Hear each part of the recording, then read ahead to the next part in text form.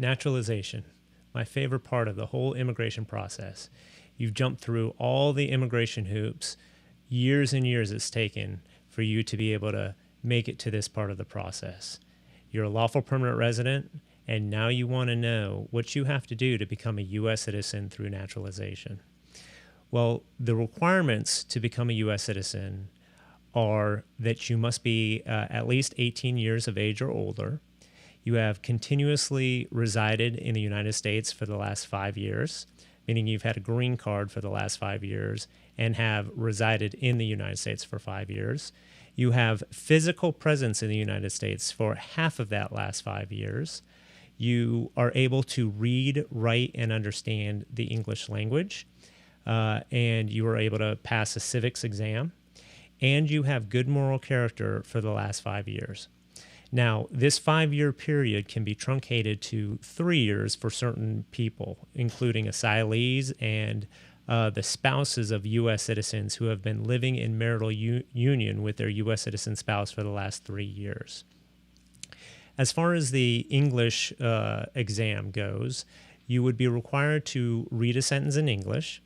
And as far as the writing portion goes, you would be required to write a sentence in English. And all of the words that make up that sentence are going to come from a list of English words that you can prepare from. As far as the civics exam, there's going to be 10 questions taken from a possible 100 questions, so you can study those 100 questions. And you'll be required to get 6 of those questions correct in order to pass the test. So 6 out of 10 that they're going to give you. If you're not able to pass the English or the civics exam the first time, don't worry, because you get a second chance at a later date.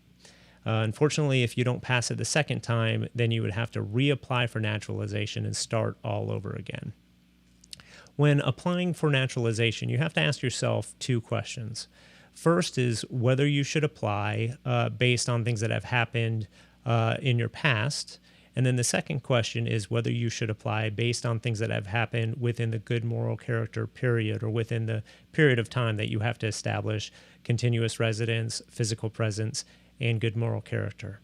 So for the first portion, if something's happened far in your past, it may not make you ineligible to naturalize, but it may make you deportable. So, for example, if you had a criminal conviction that makes you deportable and you file for naturalization, even if that criminal conviction isn't within the 3 or 5 year period of time that USCIS is looking at, they can issue you a notice to appear, and you would have to go in front of an immigration judge to determine whether you're deportable based on that really old prior conviction.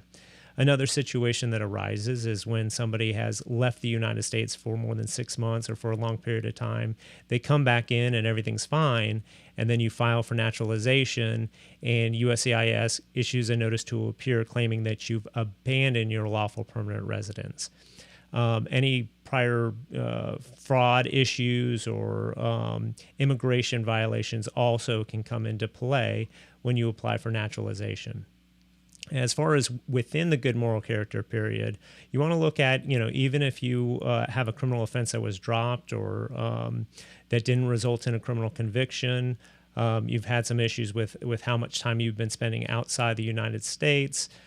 Things within the good moral character period can come into play for you to develop a strategy on whether you should apply now or whether you should wait until you have a clean 3 to 5 year period of time when you should apply.